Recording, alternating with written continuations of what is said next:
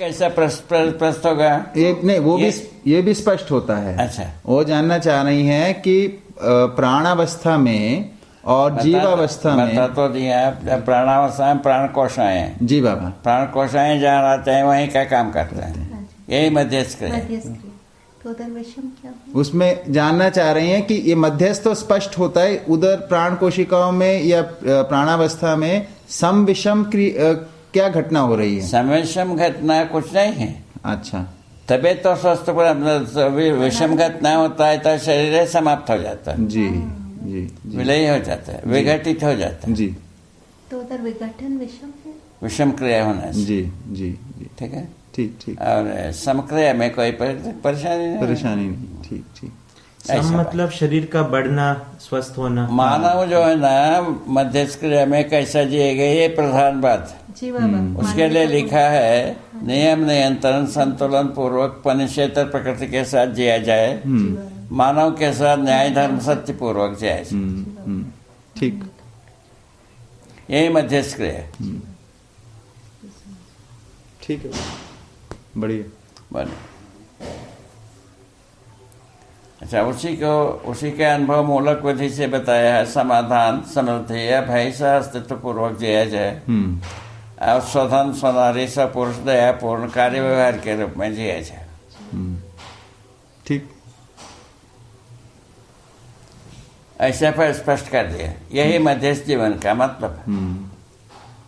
ठीक है बाबा। बता, कोई गलती? नहीं बाबा, बढ़िया। गलती हो तो बता। नहीं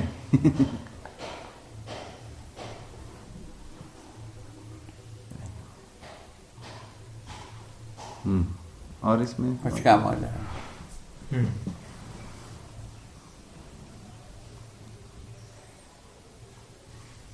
और कोई बात अभी नहीं है ना? अभी तो एकदम से तो नहीं है कुछ।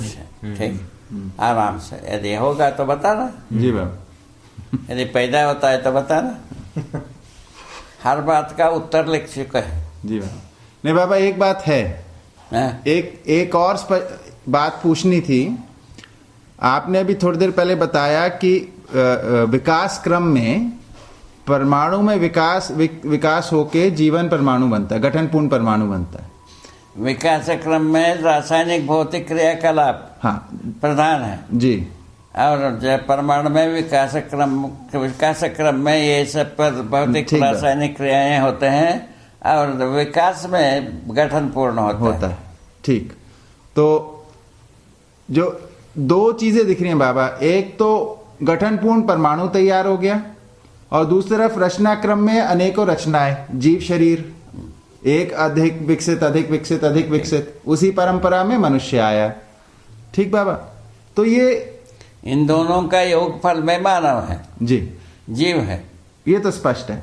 तो ये जो शरीर है, ये भी आपने बताया जीवन जो होता है एक पुंजकार में रहता है। हाँ। जिस शरीर को चलाना उसके पुंजकार में रहता है। तो ये बाबा पुंजकार पहले बनता है या शरीर रचना पहले बनती है? क्या चीज? जीवन जो पुंजकार में रहता है वही शरीर को चलाता है। हाँ। तो ये शरीर पहले बनता है या पुंजकार तैयार होता है? जीवन पहले बनता है पर शरीर बाद में बनता है। अरे वाह, बारंबार बनता है शरीर। शरीर एक बार नहीं बनता है जी जी, वो तो परंपरा के रूप में बारंबार बनता है। ये देख रहे हैं आप? मतलब जीवन जो है वो बना, वो एक तरीके का आकार बनाया, पुंजाकार बनाया, उस आकार का शरीर फिर बना। पहले पुंजाकार बन गया, फिर उसके बाद में उस वैसे ठीक हो गया, ऐसे ही दिखाई। बाबा ये तो बिल्कुल बहुत सुंदर बात हो गई, क्योंकि पुंजाकार की प्रेरणा कि यही पुंजाकार बनेगा, वो अपने आकार में आकार के शरीर बन जाती है। हाँ, प्राण कोशों में ऐसा प्रवृत्ति है। हाँ, तो जीवन के अनुकूल शरीर बनाने की जी। तो बाबा ये दो दिशाओं में एक ही प्रेरणा है, ऐसा समझ में आता है। और तो प्रेरणा वही है, व्यापक वस्तु।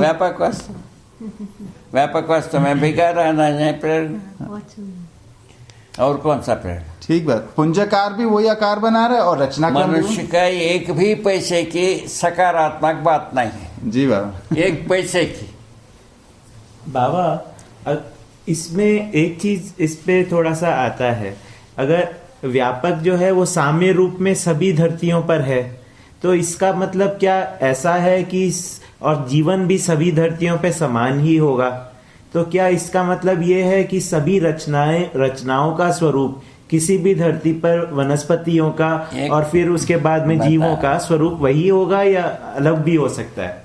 एकदम पहले ठोस होगा, हाँ, उसके बाद यौगिक होगा, हाँ, उसके बाद जो है ना प्राण सूत्र बनेगा। हाँ, प्राण सूत्र बनने के बाद जो है ना जीव शरीर, मानव शरीर और प्राणावस्था की वनस्पतियां सब तैयार होगा। उसमें कौन सा बनेगा? इसमें एक इम्पोर्टेंट बात, आकार की बात। हाँ वही मैं कह रहा क्रमेश है, पहले वनस्पतियां, जी बाबा। उसके बाद जो है ना जीव शरीर, उसके बाद मानव शरीर, एक क्रम से बना हुआ, क्रम से सब है। देखिए धर्म के रूप में अपने मन की है भी इसके लिए एक पैसे की नहीं है। मानव जाति की है भी इसके अर्थ में एक भी घटना नहीं है प्राकृतिक रूप में। मनुष्य के है भी इसके घटना में विज्ञान है। ठीक बात। लाभोन्माद, कामोन्माद, भोगोन्माद, इसके अलावा कुछ भी नहीं है। ठीक बात। सार बात निकाल दिया।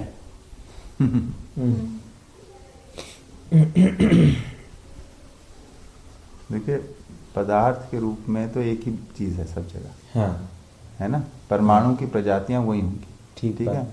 वनस्पति जो है वो आवश्यकता अनुसार उस धरती पे जिस रसायन को तैयार जब करना है उसके हिसाब से परिप्रेक्ष्य के उस वहाँ पे क्लाइमेटिक कंडीशन है। लेकिन वो बीज अनुषंगी होंगे सारे। हाँ, ये मुख्य बात। देखिए जो एक्सप्रेशन है ना उसकी इनफाइनाइट पॉसिबिलिटीज है। हाँ, ठीक है।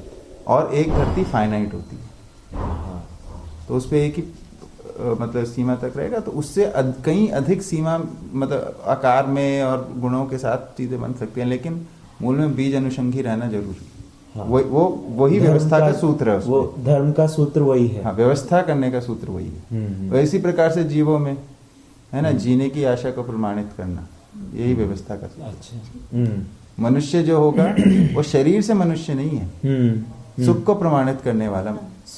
बहुत तो लेकिन उसके लिए एक मतलब एक सिमिलैरिटी तो है। हाँ, बट हम ये बोलें कि बिल्कुल ऐसी चमड़ी का रंग होगा, ऐसा ही साइज होगा, इतना ही मोटापा होगा, ये गलत हो जाएगा। ये है कि शरीर होगा, हाँ, और जीवन होगा। हाँ, और शरीर देखने में मतलब मोटा मोटा वैसे ही है। हाँ, हाँ, हाँ, ठीक बात है। मतलब नर नारी में समानता होगी, हाँ, इस तरीके की बात। हाँ, हाँ, हाँ।